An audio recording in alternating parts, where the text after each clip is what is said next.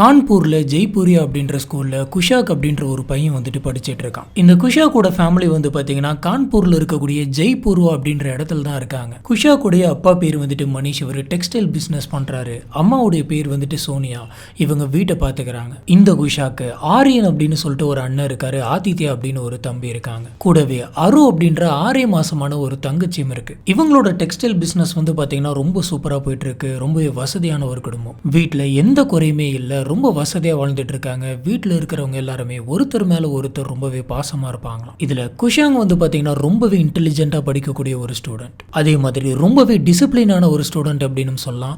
இப்போ வரைக்குமே ஸ்கூலுக்கு ஒரு நாள் கூட லீவ் போட்டது கிடையாது. அது மட்டும் இல்லாம குஷாங் வந்துட்டு சுத்தி இருக்கக்கூடிய எல்லாத்துக்கிட்டையுமே ரொம்பவே கைண்டா தான் பேசுவாராம். இதனாலே வந்துட்டு சுத்தி இருந்தவங்க எல்லாருக்குமே குஷாங்க பிடிச்சிருந்தது. இதுல குஷாங்கோட ஸ்கூல் வந்து பாத்தீங்கன்னா ஈவினிங் கரெக்டா 4 மணிக்கு முடியும். இதுக்கப்புறம் இவர் ஒரு கோச்சிங் சென்டர் போவாரு. அங்க இவர் ஒரு 1 hour இருப்பாரு.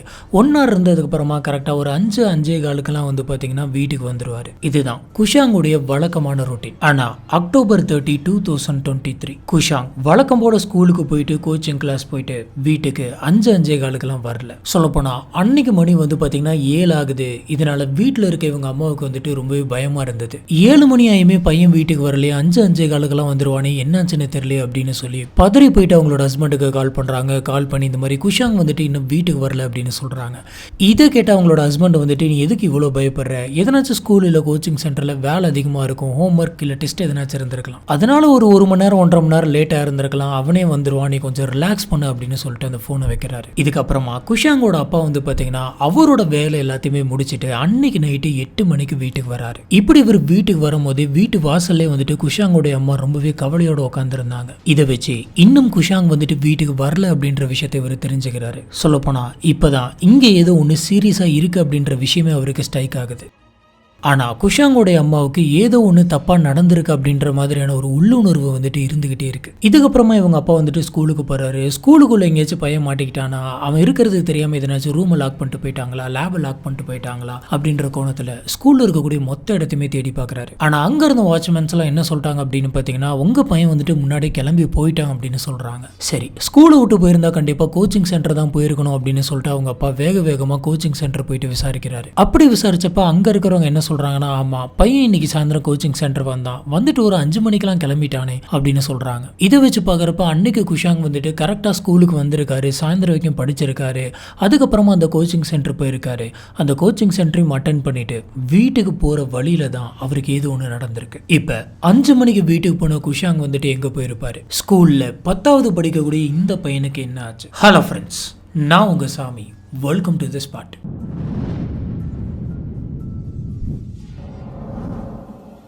குஷாங்கோடைய அப்பா வந்துட்டு உடனடியாக குஷாங்கோட ஃப்ரெண்ட்ஸுங்க எல்லாத்துக்குமே கால் பண்ணுறாரு. கால் பண்ணது மட்டும் இல்லாமல் அவங்களோட வீட்டுக்கெல்லாம் ஸ்ட்ரெயிட்டாக போயிட்டு பார்க்குறாரு. ஆனால் இவர் தேடின எந்த இடத்துலையுமே குஷாங்கில் இவருக்கு என்ன பண்ணுறது அப்படின்னு தெரியல, ஒரு குழப்பத்திலே சுற்றிக்கிட்டு இருந்தார். இன்னொரு பக்கம் குஷாங்கோடைய அம்மா வந்துட்டு தெரிஞ்சவங்க ஃபேமிலி மெம்பர்ஸ்னு ஒரு இடம் விடாமல் வீடு வீடாக போயிட்டு கேட்டுட்டு இருக்காங்க. கையில் ஃபோனை வச்சுக்கிட்டு சுற்றி இருக்கக்கூடிய எல்லாருக்குமே கால் பண்ணி என்னோட பையனை பார்த்தீங்களா அப்படின்னு சொல்லி கேட்டுட்டு இருக்காங்க. இப்படி இவங்க ஃபோன் பேசிக்கிட்டு அவங்களோட வீட்டுக்குள்ளே நடந்து போகும்போது இவங்க எதோ ஒன்று மிதிச்ச மாதிரி ஃபீல் பண்ணுறாங்க. உடனே குஷாங்கோட அம்மா வந்துட்டு நடு வீட்டுக்குள்ள எதை நம்ம மிதிச்சோம் அப்படின்னு சொல்லி திரும்பி இப்படி பாக்குறாங்க. இப்படி கீழே பார்த்தவங்க சடனா வந்துட்டு ஷாக் ஆகுறாங்க.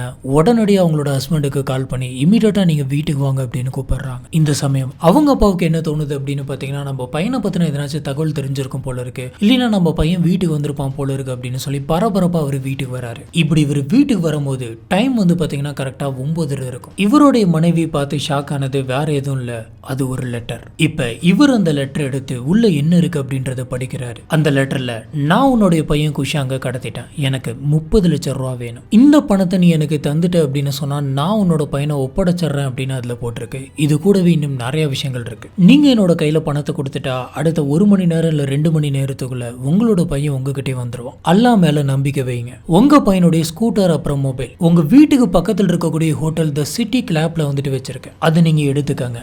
நான் உங்களுக்கு எந்த ஒரு தீங்குமே பண்ண மாட்டேன், நீங்க கவலைப்பட வேணாம். நான் நான் திரும்ப திரும்ப சொல்றேன், நீங்க என்னைய, அதாவது கடவுளை வந்துட்டு நம்புங்க. நீங்க இந்த விஷயத்தை பத்தி போலீஸ் ஆபீசர்ஸ் கிட்டயோ இல்ல உங்க ரிலேட்டிவ்ஸ் கிட்டயோ, லக்னோல இருக்கக்கூடிய உங்களோட ஃபேமிலி கிட்டயோ இல்ல பக்கத்து வீட்டுக்காரங்க, ஃப்ரெண்ட்ஸ், உங்களை சுத்தி இருக்கிறவங்க யாருக்கிட்டையும் சொல்லக்கூடாது. அதே மாதிரி உங்க பையனை கடத்தினதை பத்தி, இந்த லெட்டரை பத்தி யார்கிட்டயா சொன்னீங்க அப்படின்னா உங்க பையனை நீங்க பார்க்க முடியாது. நீங்க சொல்ல மாட்டீங்க அப்படின்னு சொல்லி நான் நம்புறேன். உங்களுக்கு 2 அல்லது 3 நாள் நான் டைம் தரேன். உங்களால எவ்வளவு சீக்கிரம் இந்த அமௌண்ட்டை ரெடி பண்ண முடியுமோ அவ்வளவு சீக்கிரம் இந்த அமௌண்ட்டை ரெடி பண்ணுங்க. உங்களுக்கு இந்த 30 லட்சம் ரூபாய் பணம் அப்படிங்கிறது ரொம்ப சாதாரணம்னு எனக்கு தெரியும். அதனால காசை ரெடி பண்ணி வச்சுட்டு உங்க வீட்டு வாசல ஒரு தோரணம் வைங்க. அதை வச்சு நீங்க காசை ரெடி பண்ணிட்டீங்க அப்படின்னு சொல்லி நான் கண்டுபிடிச்சிருவேன். அப்புறம் நீங்க வச்சுட்டு போன பணத்தை நான் எடுத்த 1 மணி நேரத்துல இருந்து 2 மணி நேரத்துக்குள்ள உங்க பையனை நான் விட்டுறேன். கரெக்டா 2 மணிக்கு கொக்கோ கோலா கிராசிங் வந்து வெயிட் பண்ணுங்க.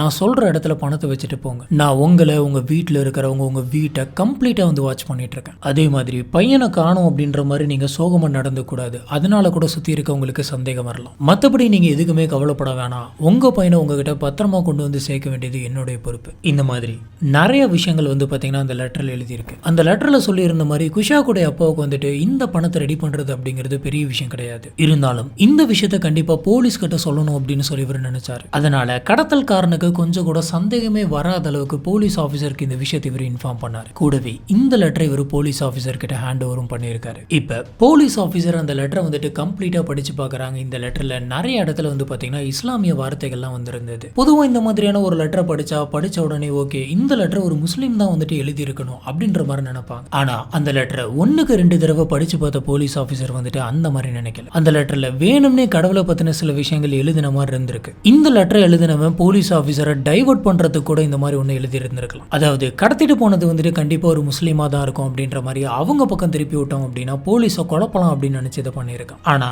இந்த விஷயத்தை ஒரு 2-3 தடவை படிச்சு பார்த்த உடனே போலீஸ் ஆபீசர் கண்டுபிடிச்சிடுறாங்க. இந்த குழந்தைய கடத்தினவன் கண்டிப்பா முஸ்லீமா இருக்காது அப்படின்றத தெரிஞ்சுக்கிறாங்க. அடுத்ததா இந்த லெட்டருக்குள்ள முக்கியமாக நோட் பண்ண வேண்டிய ஒரு விஷயம் இருக்குது. அது என்ன அப்படின்னு பார்த்தீங்கன்னா, லக்னோவில் இருக்கக்கூடிய உங்களோட சொந்தக்காரங்களுக்கும் சொல்லக்கூடாது அப்படின்னு போட்டிருக்கு. அப்படின்னா இந்த குடும்பத்துடைய சொந்தக்காரங்க வந்துட்டு லக்னோவில் இருக்காங்க அப்படின்ற விஷயமும் இவனுக்கு தெரிஞ்சிருக்கு. இந்த கடத்தலை பண்ணவன் குஷாங்கோடைய குடும்பத்துக்கு நல்லா தெரிஞ்ச ஒருத்தனாக தான் இருக்கணும் அப்படின்னு போலீஸ் சந்தேகப்பட்டாங்க. உடனடியாக போலீஸ் ஆஃபீஸர் வந்துட்டு இந்த கம்ப்ளைண்ட் ரிஜிஸ்டர் பண்ணிட்டு கொஞ்சம் கூட டைம் வேஸ்ட் பண்ணாமல் ரொம்பவே சீக்கிரட்டாக விசாரிக்க ஆரம்பிச்சாங்க. இந்த குஷாங்கோடைய ஃபேமிலி வந்து பார்த்தீங்கன்னா ஒரு அப்பார்ட்மெண்ட்டில் வாழ்ந்துட்டு இருக்காங்க. அந்த அபார்ட்மெண்ட் ரொம்பவே செக்யூர்டான ஒரு அபார்ட்மெண்ட். கண்டிப்பா அந்த அபார்ட்மெண்ட்டுக்கு ஒரு வாட்ச்மேன் இருந்திருப்பாரு. இந்த கடத்தல்காரன் வந்துட்டு கண்டிப்பா அந்த வீட்டுக்குள்ள வந்துட்டு போயிருக்கணும். கடத்தனம் வந்துட்டு அந்த பையனை வெளியில வச்சே கடத்திருந்திருக்கலாமே அப்படின்ற ஒரு யோசனை வரலாம். ஒருவேளை கடத்தனமா அந்த பையனை வெளியில வச்சு கடத்திருந்தான் அப்படின்னு சொன்னா, அப்படி இருந்தாலும் அந்த வீட்டுக்குள்ள அந்த லெட்டரை வந்துட்டு வைக்கிறதுக்கு கண்டிப்பா அந்த கடத்தல்காரன் அந்த வீட்டுக்கு வந்திருக்கணும். அப்ப கரெக்டா அந்த லெட்டர் வரதுக்கு முன்னாடியில இருந்து யார் யாரெல்லாம் அந்த அபார்ட்மெண்ட்டுக்குள்ள வந்துட்டு போயிருக்காங்க அப்படின்ற விஷயத்தை கண்டுபிடிச்சிட்டோம் அப்படின்னு சொன்னா இந்த கடத்தல்காரனை ஈஸியா கண்டுபிடிச்சிடலாம் அப்படின்னு சொல்லி போலீஸ் ஆபீசர்ஸ் எல்லாருமே அந்த வாட்ச்மேனை போயிட்டு விசாரிக்கிறாங்க. இப்படி வாட்ச்மேன் கிட்ட விசாரிச்சப்ப வாட்ச்மேன் வந்துட்டு எனக்குமே ஒருத்த மேல சந்தேகமா இருக்கு. அன்னைக்கு ஒரு நபர் வந்துட்டு ஸ்கூட்டில வந்தாரு. அவர் தலைக்கு வந்து ஹெல்மெட் போட்டிருந்தாரு, முகத்தை மறைக்கிற மாதிரி மாஸ்க் போட்டிருந்தாரு. இப்படி அவரோட முகத்துல ஃபுல்லா மறைஞ்சிருந்தது, கண்ணு மட்டும்தான் தெரிஞ்சது. இதை பார்த்து எனக்கு அப்பயே சந்தேகம் வந்துச்சு. நீங்க யாரு, யாரோட வீட்டுக்கு வந்திருக்கீங்க அப்படின்னு சொல்லி நான் கேட்டேன். அதுக்கு அந்த நபர், நான் மனிஷ்க்கு ஒரு லெட்டர் கொடுக்கணும், அந்த லெட்டர் கொடுக்க தான் வந்தேன் அப்படின்னு சொன்னாரு. மனிஷ்ங்கிறது குஷாங்குடைய அப்பா தான். இந்த லெட்டர் கொடுத்துட்டு நான் உடனடியாக போயிருவேன் அப்படின்னு சொல்லி அந்த நபர் வந்துட்டு அபார்ட்மெண்ட்குள்ள போயிருந்திருக்கான். சொல்ல போனா இந்த வாட்ச்மேன் அண்ணனுக்கு அது கூட வந்துட்டு சந்தேகமா இல்ல. ஏன்னா இந்த காலத்துல நிறைய பேர் வந்துட்டு ஃபேஸ் மாஸ்க் எல்லாம் போடுறாங்க. அப்ப வாட்ச்மேனுக்கு எந்த விஷயம் வந்துட்டு சந்தேகமா இருந்திருக்கு அப்படின்னு பாத்தீங்கன்னா, அந்த நபர் வந்து வண்டியில வர்றப்ப வண்டியுடைய நம்பர் பிளேட்டை முன்னாடியும் சரி பின்னாடியும் சரி மறைச்சு வச்சிருந்திருக்கான். இதை பார்க்கும் போது அந்த வாட்ச்மேன் அண்ணனுக்கு சந்தேகமே வந்திருக்கு. நம்பர் சொல்லுங்க நான் எழுதிக்கிறேன் அப்படின்னு கேட்டதுக்கு, இல்ல டக்குன்னு போயிட்டு நான் டக்குன்னு வந்துருவேன், எதுக்கு நம்பர் எழுதணும்னு சொல்லிட்டு வேகமா உள்ள போயிருந்திருக்கான். இப்படி அந்த நபர் வந்துட்டு அந்த வண்டியை அங்க நிறுத்திட்டு வேகமா உள்ள போன அந்த சமயத்துல வாட்ச்மேன் அண்ணன் என்ன பண்ணியிருக்காரு அப்படின்னு பாத்தீங்கன்னா, முன்னாடி போயிட்டு நம்பர் பிளேட்டை பார்த்திருக்காரு. ஆனா முன்னாடி வந்துட்டு கருப்பு கலர்ல பெயிண்ட் அடிச்சு வச்சிருக்காங்க.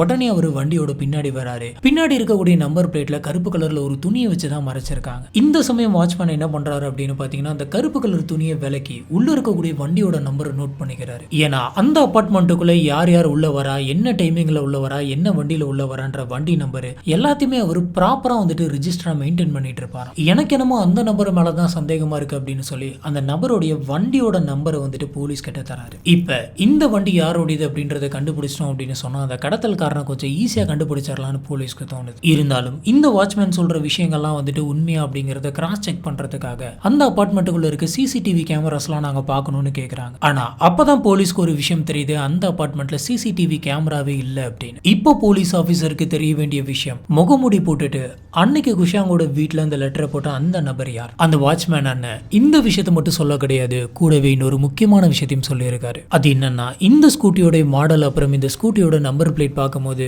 எனக்கு ஏற்கனவே இந்த ஸ்கூட்டி இங்க அடிக்கடி வந்துட்டு போன மாதிரியான ஒரு ஞாபகம் இருக்கு, எதுக்கும் நான் செக் பண்ணி சொல்றேன் அப்படின்னு சொல்லி அந்த ஸ்கூட்டியோட நம்பர் இதுக்கு முன்னாடி எப்பயாச்சும் நம்ம ரிஜிஸ்டர் பண்ணியிருக்கமான ஒரு இடம் விடாம பாக்குறாரு. இப்படி பார்த்தப்ப பலமுறை அந்த ஸ்கூட்டி வந்துட்டு அந்த ரிஜிஸ்டர்ல வந்துட்டு போனதை அவர் எழுதி வச்சிருக்காரு. இதை வச்சு வாட்ச்மேன் அண்ணன் அந்த ஸ்கூட்டி யாரோட இது அப்படிங்கறத அவரோட ரிஜிஸ்டர் வச்சே கண்டுபிடிக்கிறாரு. அந்த ஸ்கூட்டிக்கு சொந்தக்காரங்க ரச்சிதா அப்படின்ற ஒரு டீச்சர். சொல்ல போனா இவங்க தான் குஷாங்கோடைய டியூஷன் டீச்சர். இந்த ஸ்கூட்டி வந்துட்டு இவருடைய டியூஷன் டீச்சரோட இது அப்படின்னா இந்த ரச்சிதா டீச்சருக்கும் இந்த வண்டிக்கும் இந்த கடத்தலுக்கும் ஏதோ ஒரு சம்பந்தம் இருக்கும் அப்படின்னு தெரியுது. ஆனா என்ன நடந்துச்சு?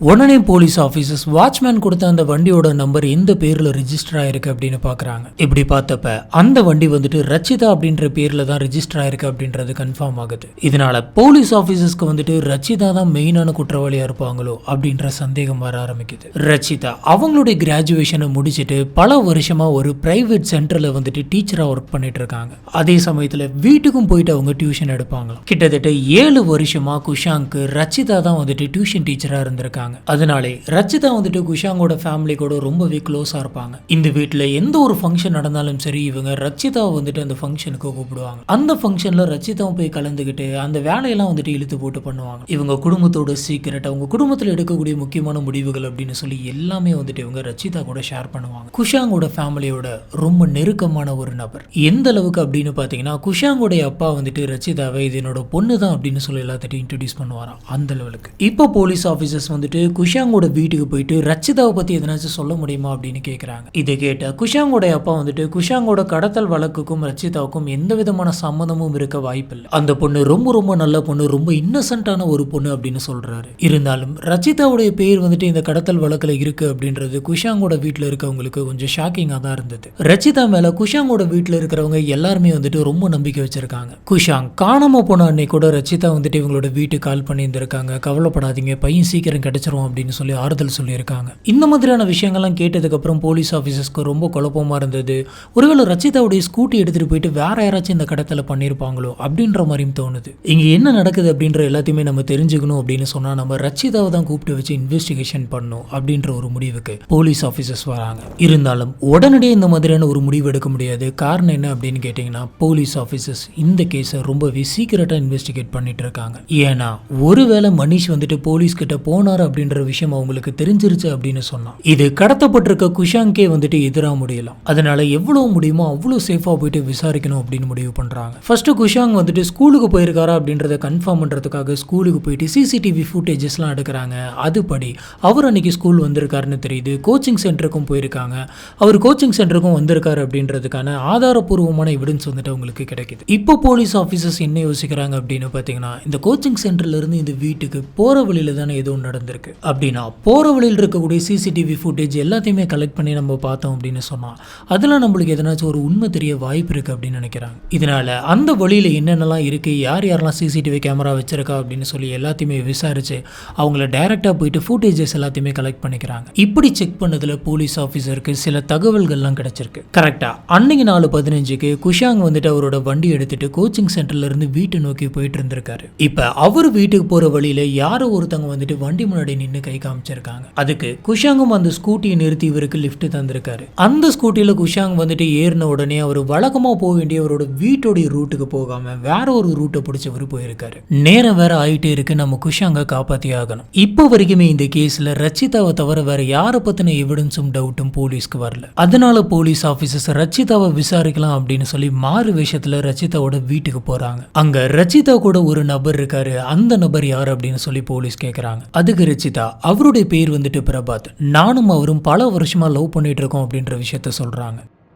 இப்ப போலீஸ் ஆபீசர்ஸ் வந்துட்டு அந்த ரச்சிதாவையும் பிரபாத்தையும் யாருக்குமே சந்தேகம் வராத அளவுக்கு ரொம்பவே சீக்கிரட்டா கொண்டு போயிட்டு விசாரிச்சாங்க. ஃபர்ஸ்ட் எடுத்த உடனே போலீஸ் ஆபீசர் வந்து இவங்க 2 பேர்கிட்டயும் அந்த ஸ்கூட்டியை பத்தி விசாரிக்க ஆரம்பிச்ச உடனே நான் ஒண்ணு குஷாங்க கடத்த கிடையாது, எனக்கு எதுவுமே தெரியாது அப்படின்னு சொல்லி ரச்சிதா சொல்றாங்க. இப்படி சொன்னதுக்கு அப்புறம் தான் போலீஸ் ஆபீசர்ஸ்க்கு டவுட்டே வருது. காரணம் என்ன அப்படின்னு பாத்தீங்கன்னா, இந்த ஸ்கூட்டியை வேற யாராச்சும் திருடிட்டு போயிட்டு அந்த ஸ்கூட்டி மூலியமா குஷாங்க கடத்திருப்பாங்களோ அப்படின்ற சந்தேகத்தில் தான் போலீஸ் ஆபீசர் இவங்க கிட்ட விசாரிக்கவே ஆரம்பிச்சாங்க. ஆனா ரச்சிதாவே தானா வாயை விட்டு மாட்டிக்கிட்டாங்க. இதுக்கப்புறமா போலீஸ் சொல்லுவாங்களா, போலீஸ் வந்துட்டு துருவி துருவி விசாரிக்க ஆரம்பிச்சாங்க. இவங்க 2 பேருமே எங்களுக்கு எதுவும் தெரியாது அப்படின்ற மாதிரி தான் சொல்லிட்டு இருக்காங்க. ஆனா போக போக எல்லா உண்மையும் ஒண்ணா வருது. அப்போ அவங்க என்ன சொல்றாங்கன்னா, நானும் பிரபாத்தும் சேர்ந்து தான் வந்துட்டு குஷாங்க கடத்தணும் அப்படின்னு சொல்றாங்க. சரி, கடத்தின குஷாங்க இப்ப எங்க வச்சிருக்கீங்க அப்படின்னு போலீஸ் கேக்குறாங்க. அதுக்கு 2 பேருமே வந்துட்டு எந்த ஒரு பதிலும் சொல்லாம அமைதியாவே இருக்காங்க. இப்போ போலீஸ் ஆபீசர் வந்து இவங்க 2 பேர்த்துக்கிட்ட இருந்து உண்மையை வர வைக்க முடியாது போல இருக்கு. இப்ப பையன் அந்த பிரபாத்ன்ற நபரோட வீட்டில் கூட இருக்கலாம் அப்படின்னு சொல்லி அந்த பிரபாத்தோட வீட்டை போயிட்டு சர்ச் பண்ணலாம் அப்படின்ட்டு போறாங்க. இந்த வீட்டுடைய கதவை திறந்த உடனே வீட்டில் இருக்கக்கூடிய பொருட்கள் எல்லாமே வந்து பாத்தீங்கன்னா தாறுமாறா சதறி கிடந்தது. அதை பார்க்கும் போதே போலீஸ் ஆபீசருக்கு தெரியுது யாரோ ஒருத்தங்க சண்டை போட்டு எல்லாத்தையுமே கலைச்சு விட்ட மாதிரி இருந்திருக்கு. இப்போ போலீஸ் ஆபீசர்ஸ் அந்த வீட்டில் இருக்கக்கூடிய ஒரு இடம் விடாம சர்ச் பண்ணிட்டு இருக்காங்க.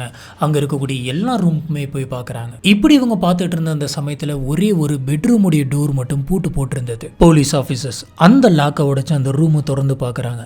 திறந்து பார்த்த எல்லாருக்குமே வந்துட்டு பயங்கரமான ஷாக் ஒன்று காத்துக்கிட்டு இருந்தது. குஷாங் கை கால்லாம் கட்டப்பட்ட நிலைமையில இறந்து போயிட்டு சடலமா கிடந்தாரு. இதை பார்த்து ஷாக் ஆன போலீஸ் ஆபீசர்ஸ் வந்துட்டு வேற எதனாச்சும் எவிடன்ஸ் கிடைக்குமா அப்படின்னு வீடு ஃபுல்லா தேட ஆரம்பிக்கிறாங்க. இப்போதான் போலீஸ் ஆபீசர்ஸ் வந்துட்டு ஒரு விஷயத்த நோட் பண்றாங்க. அது என்ன அப்படின்னு பாத்தீங்கன்னா, பிரபாத்தோட வீட்டுக்கு ஆப்போசிட்ல ஒரு வீடு இருந்திருக்கு. அந்த வீட்டுல சிசிடிவி கேமரா இருந்திருக்கு. இந்த வீடு ஒன்றும் ரொம்ப தனியா ஊருக்கு ஒதுக்குப்புறமா ஆள் நடமாட்டம் இல்லாத ஒரு இடத்துல இருக்க கிடையாது. தினம் நிறைய மக்கள் வந்துட்டு போற வீட்டை சுத்தி நிறைய வீடுங்க இருக்கக்கூடிய ஒரு மெயினான ஏரியாக்குள்ள இருக்கு. இதுக்கிடையில வந்து பாத்தீங்கன்னா பட்ட பகல்ல ஒரு பையனை கடத்திட்டு வந்து அவங்க வீட்டுக்குள்ள வச்சு கட்டி போட்டு அடிச்சு கழுத்தை நெரிச்சு கொலையும் பண்ணியிருந்திருக்காங்க. சொல்ல போனா அக்கம் பக்கத்தில் இருக்கிறவங்களாம் இந்த விஷயத்தை கேள்விப்பட்டு இதை நம்பவே இல்லை. எப்படிங்க இத்தனை பேர் இருக்கும், யாருக்குமே தெரியாம வீட்டுக்குள்ள வச்சு ஒருத்தவங்களை கொலை பண்ணிருக்காங்களே அப்படின்னு சொல்லி அவங்களே ஆச்சரியப்பட்டாங்க. அது மட்டும் இல்லாம எல்லாருமே இங்க வேற ஏதோ ஒரு விஷயம் நடந்திருக்கு சார், பிரபாத் வந்துட்டு ரொம்ப நல்ல பையன், இந்த மாதிரி கொலை பண்ற அளவுக்குலாம் போக மாட்டான், நீங்க தெளிவா விசாரிங்க அப்படின்லாம் சொல்லியிருக்காங்க. இப்போ போலீஸ் ஆபீசர்ஸ் ஆப்போசிட் வீட்டுல இருக்கவங்க கிட்ட பர்மிஷன் வாங்கிட்டு அந்த சிசிடிவி ஃபுட்டேஜஸ்லாம் கலெக்ட் பண்ணி பார்க்குறாங்க. இப்படி பார்த்தப்ப கரெக்டாக சம்பவம் நடந்த அன்னைக்கு ஈவினிங் 4:45 மணிக்கு குஷாங் வந்துட்டு இந்த பிரபாத் கூட ரொம்பவே கேஷுவலாக பேசிட்டு அந்த வண்டியோட வந்துட்டு அவனோட வீட்டுக்குள்ளே போயிருக்காரு. இப்படி வீட்டுக்குள்ளே போன இவங்களில் பிரபாத் அப்புறமா அவனுடைய ஃப்ரெண்டான ஆரியன் அப்படின்ற 2 நபர் மட்டும்தான் கரெக்டாக 5:15 மணிக்கு அந்த வீட்டு விட்டு வெளியில் வந்திருக்காங்க. குஷாங் வந்துட்டு வீட்டு விட்டு வெளில வரல. இந்த எவிடன்ஸ் எல்லாம் கலெக்ட் பண்ணதுக்கு அப்புறமா போலீஸ் ஆஃபீஸர்ஸ் வந்துட்டு இந்த 3 பேர்த்தோட பேக்ரவுண்ட் என்ன அப்படின்ற பேக்ரவுண்ட் செக்கும் பண்ணுறாங்க. ரச்சிதா வந்து சின்ன வயசுல இருந்து ரொம்பவே கஷ்டப்பட்டு வளர்ந்த ஒரு பொண்ணு. அவங்க அப்பா அம்மா அவங்களோட ஒட்டுமொத்த குடும்பமே வந்து பாத்தீங்கன்னா ரச்சிதா போற வேலையில இருந்து வரக்கூடிய சம்பளத்தை நம்பிதான் இருந்தாங்க. ஒரு மாசம் ரச்சிதா வந்துட்டு வீட்டுக்கு சம்பளம் தரல அப்படின்னு சொன்னா அவங்க வீட்டுல வந்துட்டு சாப்பிட்றதுக்கே சாப்பாடு இருக்காதான், அந்த லெவலுக்கு ரொம்பவே வறுமையில் இருந்திருக்காங்க. இதுல இவங்களுடைய சிப்ளிங்ஸ் எல்லாமே வேற வேற ஊருக்கு போயிட்டு படிக்க ஆரம்பிச்சிடுறாங்க, வேலைக்கு போக ஆரம்பிச்சிடுறாங்க. இவங்களுடைய அப்பா அம்மா 2 பேருமே வந்துட்டு ரச்சிதா கூட தான் இருந்திருக்காங்க. ஒரு கட்டத்துல அவங்க அப்பா அம்மாவும் இறந்து போறாங்க. இதுக்கப்புறம் ரச்சிதா வந்துட்டு ரொம்பவே தனிமையிலே இருந்திருக்காங்க. அதனால அவங்களுக்கு அது ரொம்ப வெறுப்பா இருந்திருக்கு. ரச்சிதாவுக்கு சேலரி அப்படிங்கிறது ரொம்ப ரொம்ப கம்மி தான், அதிகம்லாம் கிடையாது. அந்த சமயம் ரச்சிதா வச்சிருந்த ஸ்கூட்டி கூட வந்து பாத்தீங்கன்னா அவங்களா வாங்கினது கிடையாது, பிரபாத் வாங்கி தந்தது. இப்படி இருக்கிறப்ப கரெக்டா 1.5 வருஷத்துக்கு முன்னாடி ரச்சிதா வந்துட்டு பிரபாத்னால பிரெக்னென்ட் ஆகுறாங்க. இந்த குழந்தைய காரணமா காட்டி நம்ம 2 பேரும் கல்யாணம் பண்ணிக்கலாம் அப்படின்னு சொல்லி ரச்சிதா பிரபாத் கிட்ட சொல்லியிருக்காங்க. அதுக்கு பிரபாத் வந்துட்டு இப்போ நம்ம இந்த குழந்தைய பெற்றுக்கிற நிலைமையில இல்ல, சீக்கிரமா நம்ம கல்யாணம் பண்ணிக்கலாம், அது வரைக்கும் நீ வெயிட் பண்ணு அப்படின்ற மாதிரி சொல்லி இருந்திருக்கான். கூடவே இந்த குழந்தைய கலைச்சர் அப்படின்னு சொல்லியிருந்திருக்கான். சொல்ல போனா ரச்சிதா வந்துட்டு பிரபாத் சொன்னதை அப்படியே போய் கேட்டிருக்காங்க, அந்த குழந்தையும் கலைச்சிருக்காங்க.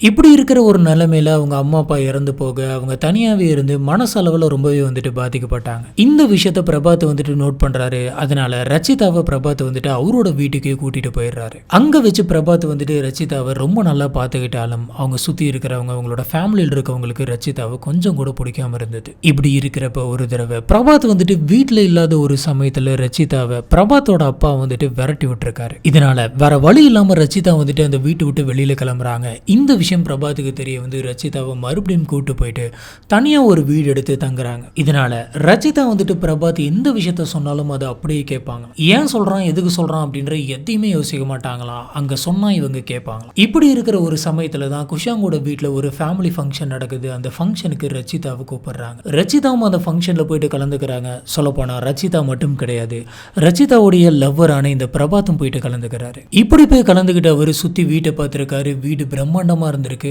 இவ்வளோ பெரிய வீடா, இவ்வளோ பெரிய ஃபேமிலி உனக்கு தெரியுமா, அவங்க கிட்ட இவ்வளவு காசு இருக்கா அப்படின்னு சொல்லி இது எல்லாத்தையுமே பார்த்து பிரபாத் வந்துட்டு திகைச்சு போறோம். இந்த பேராசையில பிரபாத் வந்துட்டு பணத்தை அடையணும் அப்படின்றதுக்காக இந்த மாதிரியான ஒரு கேவலமான பிளான் ஒன்று போடுறோம். குஷாங்க கடத்தி வச்சு காசு கேட்கறது. ஃபர்ஸ்ட் இந்த விஷயத்தை கேட்ட ரச்சிதா வந்துட்டு இதுக்கு ஒத்துக்கல. ஆனா நம்மளுக்கு இவ்வளவு பணம் கிடைக்கும், நம்ம செட்டில் ஆக போறோம், நம்ம என்ன அந்த பையனை பண்ண போறோம், அந்த பையனை வச்சு காசு மட்டும் தானே வாங்க போறோம் அப்படின்ற மாதிரி நிறைய விஷயத்த சொல்லி ரச்சிதாவை இவன் சம்மதிக்க வச்சிருக்கான். இப்போ நம்ம எவ்வளவு காசு கேட்கலாம் அப்படின்ற மாதிரி யோசிக்கிறாங்க. நம்ம 30 லட்சம் கேட்கலாம் அப்படின்ற மாதிரியான ஒரு முடிவுக்கு வராங்க. இப்ப பிரபாத் என்ன சொல்றாரு அப்படின்னு பாத்தீங்கன்னா, இந்த விஷயத்த நம்ம 2 பேர்த்தால மட்டும் தனியா பண்ண முடியாது, நம்ம கூட ஒரு ஆளை சேர்த்திக்கணும் அப்படின்னு சொல்றாரு. இதை கேட்ட ரச்சிதா வந்துட்டு கூட ஒரு ஆளா, அந்த ஆள் நம்பிக்கையா இருப்பானா அப்படின்னு கேட்க பிரபாத் என்னோட ஃப்ரெண்டு ஒருத்தர் இருக்கான், அவன் ரொம்பவே நம்பிக்கையா இருப்பான், அவனோட பேரு ஆரியன் அப்படின்னு சொல்றாரு. இப்ப இந்த 3 பேர் வந்துட்டு கூடி பேசுறாங்க, என்ன பண்ணலாம் அப்படின்ற எல்லாத்தையுமே யோசிக்கிறாங்க. ரச்சிதாவுக்கு அந்த வீட்டுல எத்தனை பேர் இருக்காங்க, ஒவ்வொருத்தரும் எந்த மாதிரியான ஆட்கள், எப்படிப்பட்டவங்க, அந்த வீட்டுல எத்தனை ரூம் இருக்குன்றது கொண்டு தெரியும். இதனால குஷாங்க பத்தின எல்லா டீட்டெயிலுமே ரச்சிதா வந்துட்டு இந்த 2 பேருக்கு தராங்க. இது மட்டும் இல்லாம ஒரு 2 வாரம் வந்து பாத்தீங்கன்னா குஷாங்க ஃபாலோ பண்ணி அந்த பையன் எந்த சமயம் எங்க இருக்கான் அப்படின்ற எல்லாத்தையுமே வந்துட்டு இவங்க கலெக்ட் பண்ணியிருக்காங்க. கோச்சிங் சென்டர்ல இருந்து வீட்டுக்கு போற டைமிங் தான் வந்துட்டு நல்ல டைமிங், நம்ம அந்த டைமிங்லேயே வச்சுட்டு கடத்திடலாம் அப்படின்னு முடிவு பண்றாங்க.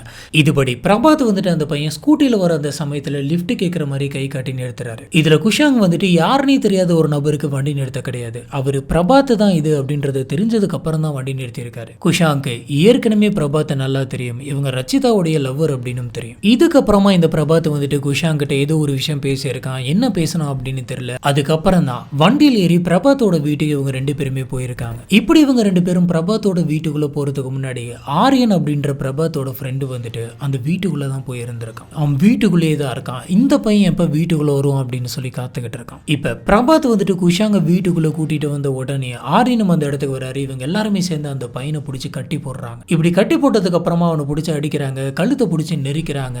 அதே இடத்துல குஷாங் வந்துட்டு இறந்து போறாரு. இப்ப இந்த உண்மை எல்லாத்தையுமே இந்த 3 பேருமே போலீஸ் ஆபீசர்ஸ் கிட்ட ஒத்துக்கிட்டாங்க. நம்ம ஏற்கனவே சொன்ன மாதிரி ரச்சிதாவுக்கு வந்துட்டு அந்த வீட்டை பத்தி கம்ப்ளீட்டா தெரியும் அப்படின்றதுனால எங்க வந்துட்டு அவரோட வீடு இருக்கு, லெட்டரை எப்படி எழுதி கொடுக்கணும், அந்த லெட்டருக்குள்ள அப்படி என்ன எழுதி அனுப்பலாம் அப்படின்றது கொண்டு எல்லாத்தையுமே ரச்சிதா தான் பண்ணியிருக்காங்க. ஏன் இந்த மாதிரி பண்ணீங்க, அந்த குடும்பம் உங்களை ரொம்ப நம்பிச்சல அப்படின்னு சொல்லி போலீஸ் ஆபீசர்ஸ் ரச்சிதா கிட்ட கேட்டதுக்கு நான் என்ன பண்ணேன், ஏன் இந்த மாதிரி பண்ணேன் அப்படின்ற எதுவுமே எனக்கு ஞாபகத்தில் இல்லை, லவ்னால இதை நான் பண்ணிட்டேன், மற்றபடி ஏன் இப்படி பண்ணேன்னு எனக்கே தெரியல அப்படின்ற மாதிரி சொல்றாங்க. குஷாங்குடைய அப்பா வந்துட்டு இவங்களுக்கு 30 லட்சம் ரூபா தந்த உடனே இவங்க எல்லாருமே ஹிமாச்சலுக்கு வந்துட்டு கிளம்பி போயிடலாம் அப்படின்ற முடிவில் இருந்தாங்க. அங்க போயிட்டு 2 பேருமே கல்யாணம் பண்ணிக்கிட்டு ஒரு புது வாழ்க்கையை ஆரம்பிக்கலாம் அப்படின்னு யோசிச்சு வச்சிருந்தாங்க. இவங்களை மேற்கொண்டு விசாரிச்சதுல போலீஸ் ஆபீசருக்கு இன்னொரு விஷயம் தெரிய வந்தது. அது என்ன அப்படின்னு பாத்தீங்கன்னா, இவங்க 2 பேருமே சேர்ந்து ஒரு புது காரை வந்துட்டு புக் பண்ணி வச்சிருந்தாங்க. கடத்தினது மூலியமா கிடைக்கக்கூடிய அந்த 30 லட்சத்தை வச்சு அந்த காரை வாங்கிடலாம் அப்படின்ற பிளான்ல இருந்தாங்க. போலீஸ் ஆபீசர்ஸ் இந்த மாதிரி எல்லா எவிடன்ஸையும் கலெக்ட் பண்ணதுக்கு அப்புறமா ரச்சிதா அப்புறம் பிரபாத் ஆரியன் இவங்க 3 பேர்த்தையுமே அரெஸ்ட் பண்றாங்க. இவங்களை அரெஸ்ட் பண்ண உடனே குஷாங்கோட ஃபேமிலியில இருந்தவங்க, ரிலேட்டிவ்ஸ், ஃப்ரெண்ட்ஸ் அப்படின்னு சொல்லி எல்லாருமே சேர்ந்து போராட்டம் பண்ணாங்க. இந்த 3 பேரையும் வெளியில விடாதீங்க, இந்த 3 பேருக்கும் தூக்கு தண்டனை கிடைக்கணும் அப்படின்னு.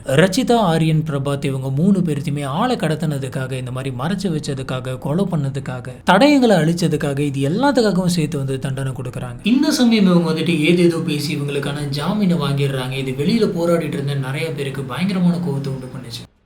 இந்த சமயம் தான் போலீஸ் ஆஃபீஸர்ஸ்க்கு ஒரு பயங்கரமான சந்தேகம் வருது. அது என்ன அப்படின்னு பார்த்தீங்கன்னா, பிரபாத் யார் அப்படின்றது ஏற்கனவே குஷாங்க்கு தெரியும், அந்த விஷயம் பிரபாத்துக்கும் தெரியும். அப்படி இருக்கிறப்ப எதனால மூஞ்ச மறைக்காம ரொம்ப ஸ்ட்ரெயிட்டா போயிட்டு லிஃப்ட் கேட்டு அந்த பையனை கடத்திருக்கணும். இந்த கழுத்து நெரிச்சு கொலை பண்ணது வந்துட்டு தற்செயலா நடந்த மாதிரி தெரியல. ஒருவேளை பணத்தை வாங்குறது மட்டும்தான் அவங்களோட மோட்டோவா இருந்துச்சு அப்படின்னு சொன்னா பிரபாத் வந்துட்டு முகத்தை கட்டிட்டே போயிட்டு லிஃப்ட் கேட்டு போயிருந்திருக்கலாம். ஆனா இந்த கேஸ்ல அது மோட்டோ மாதிரி தெரியல. ஒருவேளை இவங்க இன்வெஸ்டிகேஷன்ல சொன்ன மாதிரி குஷாங்க வந்துட்டு பணத்தை வாங்கிட்டு விட்டுற மாதிரி இருந்தா குஷாங் வந்துட்டு வெளியில போன உடனே என்கிட்ட லிஃப்ட் கேட்டது பிரபாத் தான், அதுக்கப்புறம் நான் பிரபாத்தோட வீட்டுக்கு தான் போனேன் அப்படின்ற எல்லா டீட்டெயிலுமே சொல்லிடுவாரு. இந்த மாதிரிலாம் நடக்கும் அப்படின்றது தெரிஞ்சும் பிரபாத் வந்துட்டு அவரோட முகத்தை வந்து மறைக்க கிடையாது, குஷாங்கோட கண்ணையும் கட்டி போட்டு அங்க கூட்ட போ கிடையாது. இதுல இருந்து என்ன கிளியரா தெரியுது அப்படின்னு பாத்தீங்கன்னா, பிரபாத் அப்புறம் மாரியன் இவங்க 2 பேருக்குமே இந்த பையனை கடத்தி வச்சு பணம் வாங்கிட்டு அனுப்பணும் அப்படின்ற எண்ணமே கிடையாது. குஷாங் அப்படின்ற அந்த பையனை கொலை பண்ணணும் அப்படின்றது மட்டும்தான் மோட்டவா இருந்திருக்கு. இல்லைன்னா இப்படி கொலை பண்ணியிருந்திருக்க மாட்டாங்க, அதுவும் வீட்டுக்குள்ள வந்த உடனே. இந்த கேஸை பத்தி வெளியில வந்துட்டு சில ரூமர்ஸ் எல்லாம் போயிட்டு இருந்தது.